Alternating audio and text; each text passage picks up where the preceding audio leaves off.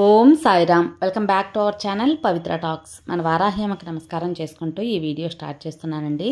ఇక ఈరోజు వీడియోలో మనం చూడబోయేది ఏంటి అంటే, రేపు మనకు రథసప్తమి. సంవత్సరానికి ఒక్కసారి వచ్చే అద్భుతమైన రోజు అని చెప్పుకోవచ్చండి. ఈ యొక్క రోజుని ఇప్పుడు వదులుకున్నామంటే ఇంకా సంవత్సరం వరకు ఈ రోజు కోసం మనం ఎదురు చూడాలి. మనకున్న అష్ట దరిద్రాన్ని తొలగించుకొని, అలాగే మనకున్న 7 జన్మలు పాపాన్ని తొలగించుకునే ఒక అద్భుతమైన రోజు అని కూడా చెప్పుకోవచ్చు. రథసప్తమి అంటే అందరికీ తెలిసిందే, సూర్యభగవాన్ని ఆరాధించే చాలా చాలా ముఖ్యమైన రోజు. సూర్యభగవానుడు అవతరించిన దినంగా కూడా ఈ రోజుని చెప్పబడుతుంది. ఈ రోజున సూర్య ఆరాధన ఎంతో మనకు శ్రేష్టాన్ని చేకూరుస్తుందన్నమాట. అంటే ఒక ఆరోగ్యపరంగా మంచి చేకూరుస్తుంది. అలాగే మనకున్న చెడును మొత్తం తొలగించి మన ఇంట్లో సకల సౌభాగ్యాలతో సకల సంతోషాలు కలిగించే ఆ సూర్యభగవానుని అనుగ్రహం కోసం మనం ఈ రథసప్తమి రోజున ఇప్పుడు చెప్పబోయే ఈ పరిహారాన్ని చేసినప్పుడు అద్భుత ప్రయోజనం అనేది ఉంటుందండి. ఎవ్వరు కూడా వదులుకోవద్దు. వీలైనంత వరకు ప్రతి ఒక్కరు కూడా చేసుకోండి, చేసి మంచి ప్రయోజనం పొందండి. ఇక ఆ వీడియో ఏంటి, ఏం చేయాలి అని మనం చూడబోయే ముందు మన ఛానల్ ఎవరైనా ఫస్ట్ టైం చూస్తున్నట్లయితే సబ్స్క్రైబ్ చేసుకోండి. మన వీడియోస్ నచ్చినట్లయితే లైక్ చేసి మరికొంతమందికి షేర్ చేయండి. ఇక రథసప్తమి అనగానే మనకు గుర్తొచ్చేది సూర్యభగవానుని ఆరాధన. మనకు కంటికి కనిపించే ప్రత్యక్ష దైవం సూర్యుడు. ఆ సూర్యుడిని ఉదయాన్నే నమస్కరిస్తే సకాల దేవతలను నమస్కరించినంత ఫలితం కాదు, అదే నిజం. కాబట్టి ఎందువల్లంటే మనకు కనిపించే దేవుడు ఆ సూర్యభగవానుడు. ఈ ముల్లోకాలకి వెలుగునిచ్చే ఆ సూర్యభగవానుని ఆరాధన ఆ సకల దేవతల ఆశీర్వాదం అనేది కలిగేంత ఫలితం కలుగుతుంది. కాబట్టి అందులో ముఖ్యంగా ఈ యొక్క రథసప్తమి రోజున మనం చేసే ఆరాధన అనేది ఇంకా పవర్ఫుల్, మనకు శ్రేష్టాన్ని చేకూరుస్తుంది. ఇక ఈ వీడియోలో మనం చూడబోయేది ముఖ్యంగా మనకున్న అష్ట దరిద్రాన్ని తొలగించి మనకున్న పాపాలని తొలగించుకుంటేనే మనకు మంచి జరుగుతుంది. అంటే ఏదైనా సరే ఒక చికాకులు ఇవన్నీ ఉంటాయి. ఏ పని తలపెట్టినా అది సక్సెస్ అవ్వదు. ఏదో అడ్డంకులు, సగంలో ఆగిపోవటం, కలిసి రాకపోవటం, ఇలా చాలా ప్రాబ్లమ్స్ ఉంటాయి. ఇంట్లో సరిగ్గా అందరూ అన్యోన్యంగా లేకుండా ఎప్పుడు కూడా గొడవలు, ఇంట్లో ఒకరంటే ఒకరికి ఎడమొహం పెడమొహంగా ఇలాగా ఉన్నా కూడా హ్యాపీనెస్ ఉండదు కదా. ఎంత డబ్బు సంపాదించినా కూడా హ్యాపీనెస్ అనేది లేకుండా, ఒకరికొకరు అనేది లేకుండా ఉంటే ఆ ఆనందం అనేది అసలు వృధా కదా.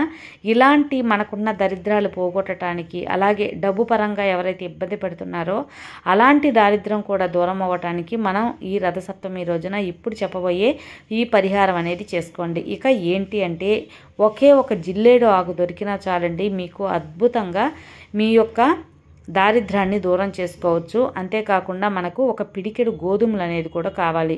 ఎందుకంటే మన సూర్యభగవానుడికి ముఖ్యమైన ధాన్యం గోధుమలు అని చెప్పబడుతుంది. కాబట్టి ఒక పిడికెడు గోధుమలు కూడా మీరు తీసి పెట్టుకోండి. ఒక జిల్లేడు ఆకు అనేది, అది తెల్ల జిల్లేడైనా ఎర్ర జిల్లేడైనా సరే, ఒకటే నీట్గా వాష్ చేసి పెట్టుకోండి అన్నమాట.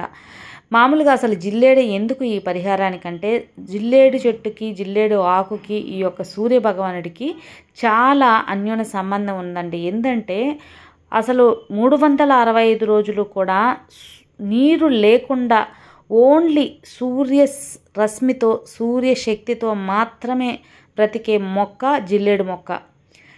మీరు ఎవరైనా చూడండి, అసలు ఎవరింట్లో కూడా మనం జిల్లేడు మొక్కలు పెంచుకోం. అంత నీళ్ళు కూడా పోయి అవి ఏదో రోడ్డు పక్కనో కంపల్లోనో ముళ్ళల్లోనో పెరుగుంటాయి. వాటికి ఎవరం కూడా నీళ్ళు పోయాం. వర్షం వస్తేనే, లేదు వర్షం రాకపోయినా కూడా అవి పచ్చగా బతికే ఉంటాయి. ఓన్లీ సూర్యరశ్మితో మాత్రమే అవి బతికుంటాయి అన్నమాట.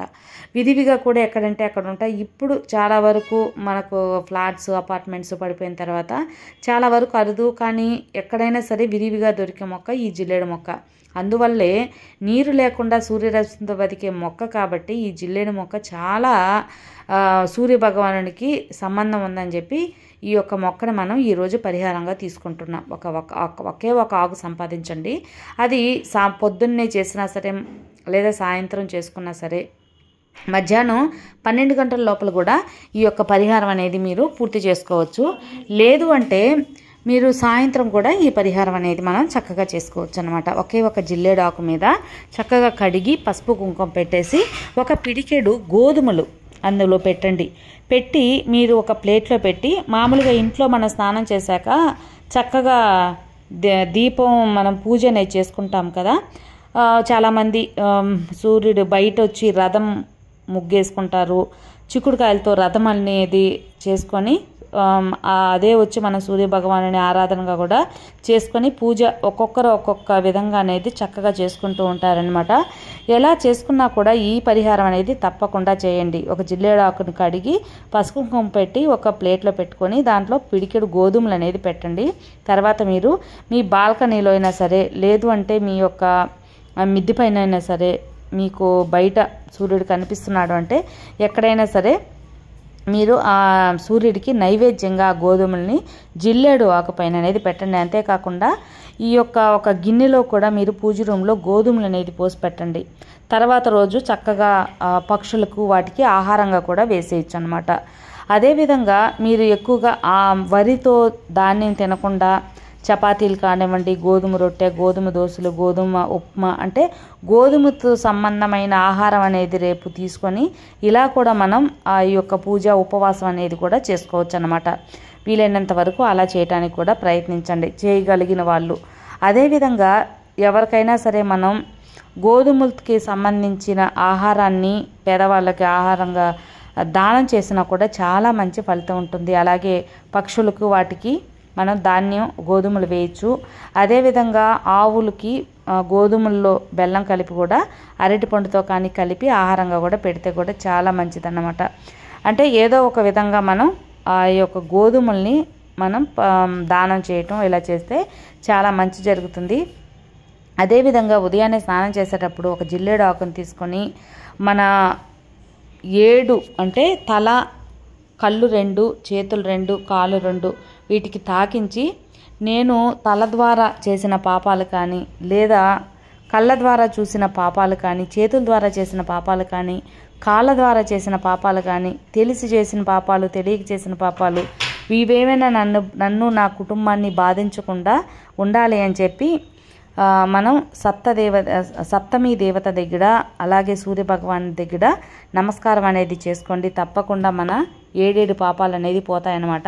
తర్వాత ఆ జిల్లేడు ఆకు తాకించి మనం స్నానం చేశాక ఆ జిల్లేడు ఆకుని ఎవరో తొక్కకుండా డస్ట్బిన్లో అనేది వేసేసుకోవచ్చు. ఈ విధంగా రేపు రథసప్తమి రోజు చేయండి ఫ్రెండ్స్. మనకున్న అష్ట దరిద్రాలు కూడా పోతాయన్నమాట. మనకు చుట్టూ ఉన్న ఈ యొక్క నెగిటివిటీ కూడా తప్పకుండా పోతుంది. ఈ విధంగా చేసి మంచి ప్రయోజనం పొందాలి, ఆ సూర్య భగవానుని అనుగ్రహం పరిపూర్ణంగా పొందాలని మనస్ఫూర్తిగా కోరుకుంటున్నాను. మనం సూర్య భగవానుడికి జిల్లేడు ఆకులో గోధుమలు పెట్టాం కదా, అవి కూడా తెల్లవారు కానివ్వండి ఆ రోజైనా సరే మనం పక్షులకు కానీ అలా దానం వేసేయచ్చు. పూజ రూమ్లో పెట్టుకున్నా కూడా మనం పక్షులకి ఆహారంగా వేసేయచ్చు. సో రేపటి రోజున మనం ఈ సులభమైన పరిహారం చేసి అందరూ వారికి ఉన్న దోషాలు కర్మలు అన్నీ తొలగించుకొని దైవానుగ్రహం పొందాలి, ఆ సూర్యుని అనుగ్రహం పొందాలని మనస్ఫూర్తిగా కోరుకుంటూ సర్వే జన సుఖినో భవంతు. జై సాయిరాం, జై వారాహి మాత.